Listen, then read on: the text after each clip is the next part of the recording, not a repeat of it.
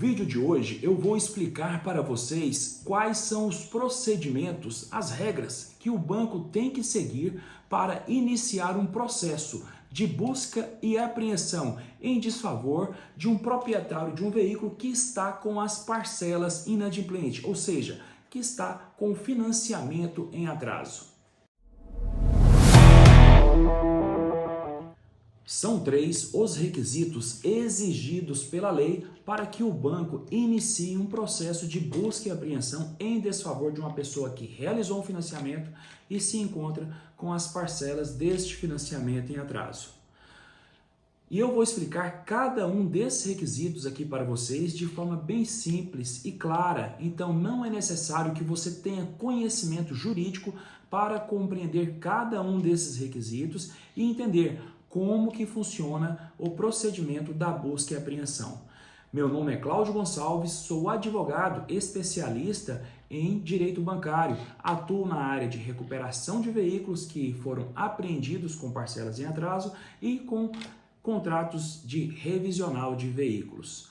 E o primeiro desses requisitos é um contrato de alienação fiduciária válido, ou seja, um contrato de financiamento assinado por ambas as partes, ou seja, credor, banco, aquele que emprestou o dinheiro para uma pessoa realizar a compra de um veículo.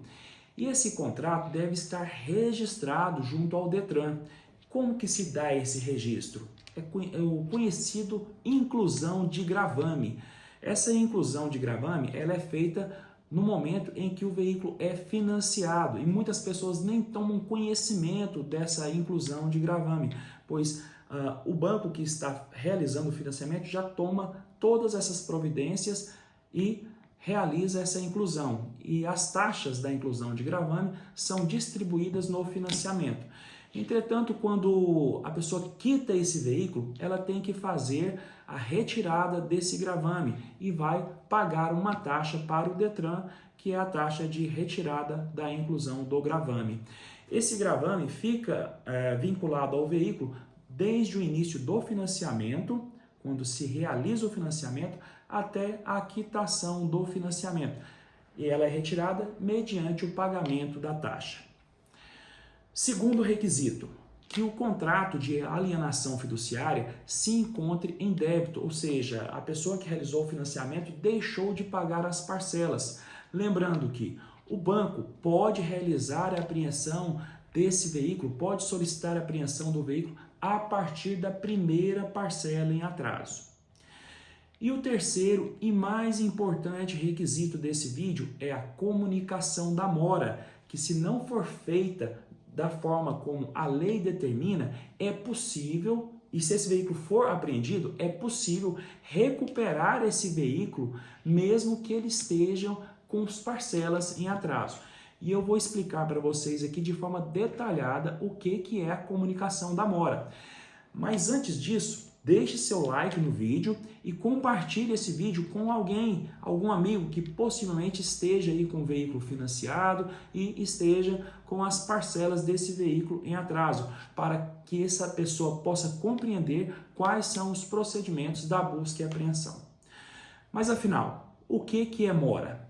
No nosso dicionário, a mora significa delonga, atraso no pagamento.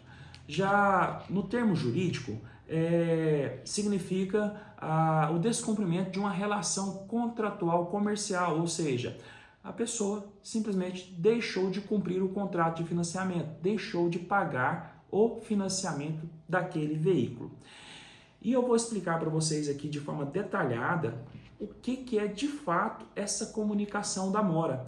Eu vou abrir aqui agora o Decreto-Lei número 911 de 1969, é uma lei muito antiga que trata desse assunto. A lei que trata desse assunto ela é de 1969. E eu vou ler esses artigos aqui de forma detalhada e vou explicar para vocês como que se dá a comunicação da mora. Vamos lá. O artigo 3º desse decreto diz que o proprietário, fiduciário ou credor poderá proprietário, fiduciário ou credor, ou seja, credor, aquele que emprestou o dinheiro, o banco, poderá, desde que comprovada a mora. Ou seja, o banco ele tem que comprovar a mora para o cliente. Ele tem que informar aquele cliente de forma válida que ele está em atraso. Se ele não fizer isso aí da forma que a lei determina, esse processo de busca e apreensão é possível ser invalidado. Requerer contra o devedor ou terceiro a busca e apreensão do bem alienado fiduciariamente. Então, essa busca e apreensão pode ser requerida contra o devedor, ou seja, aquele que realizou o financiamento, ou pode ser requerido também contra um terceiro que esteja na posse daquele veículo. Então, o veículo pode ser apreendido a partir do momento que tem um processo de busca e apreensão na posse do devedor de fato, ou de um terceiro que esteja na posse desse veículo, a qual será concedida liminarmente. O que é concedido liminarmente? A partir do momento que o advogado do banco comprovou para o juiz todos os procedimentos exigidos pela lei, os procedimentos que eu estou explicando para vocês aqui, o juiz pode conceder de forma liminar a busca e apreensão, ou seja, sem consultar o devedor se de fato ele está em débito ou não naquele veículo. Automaticamente, de acordo com os requisitos apresentados pelo advogado do banco, o juiz já determina a busca e apreensão. Tivemos aqui no nosso escritório uma situação ao qual um dos nossos clientes ficou em débito com uma única parcela em seu contrato de financiamento. Mas essa parcela, por algum motivo, não foi, de certa forma, creditada ao banco. O banco não tomou conhecimento dessa parcela. Então, para esse nosso cliente, o contrato dele estava tudo certo, tudo ok. E o veículo dele foi apreendido, porque estava em débito, em mora, com uma única parcela. Esse nosso cliente, nós conseguimos realizar a devolução desse veículo, conseguimos anular essa situação, porque comprovamos, através dos pagamentos para o banco, que ele estava em dias com as parcelas deste veículo e obtivemos êxito nesse processo. Continuando aqui com a leitura do decreto-lei, parte final, podendo ser apreciada em plantão judiciário. Então, essa medida liminar pode ser apreciada em um plantão judiciário. Mas o que é um plantão judiciário? O advogado do banco pode solicitar a busca e apreensão do veículo até mesmo em um final de semana ou em um feriado. E o juiz vai conceder, desde que cumprir todos os requisitos, a busca e apreensão desse veículo em um final de semana ou feriado. Partindo agora para o parágrafo 2º, continuando com a leitura, a mora decorrerá do simples vencimento do prazo de pagamento. Simples isso. O contrato ficou inadimplente, uma parcela em atraso, já decorreu a mora. E agora que está a parte mais importante aqui do nosso vídeo. Continuando a leitura, e poderá ser comprovada por carta registrada com aviso de recebimento. Essa é a forma ao qual o banco informa ao seu cliente que ele está em débito, através de uma carta registrada, uma R.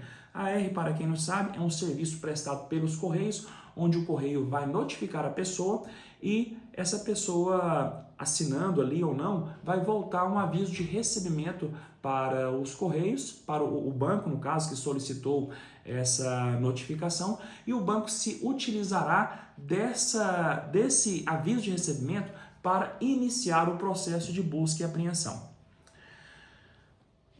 Não se exigindo que a assinatura constante do referido aviso seja do próprio destinatário. Aí que está a questão. Lembra que eu comentei agora há pouco que um dos nossos clientes teve o veículo apreendido por uma única parcela que hipoteticamente estava em atraso, mas conseguimos comprovar o pagamento e recuperar o veículo? Eu vou reler aqui o artigo. Não se exigindo que a assinatura constante do referido aviso seja do próprio destinatário. No caso do meu cliente, o banco enviou a informativo da mora, mas uma outra pessoa no imóvel assinou e não repassou essa informação para ele, que ele estava em débito. E ele não tomou conhecimento dessa mora e perdeu o veículo. E esse decreto-lei, ele é de 1969, ele é muito antigo e teve algumas atualizações ao longo do tempo, ao qual a lei exige que essa comunicação seja apenas enviada para o endereço que consta no financiamento, ou seja, não é necessário nem mesmo que tenha alguém na casa ali onde foi enviada essa notificação para assinar esse documento. Basta que o correio vá até o local, se não tiver ninguém, volta o informativo como ausente e o banco já pode se utilizar dessa notificação para iniciar o processo de busca e apreensão desse veículo. Então, se você tem um veículo financiado, fica atento a essas informações para que você não venha a perder o seu veículo por uma situação análoga a essa.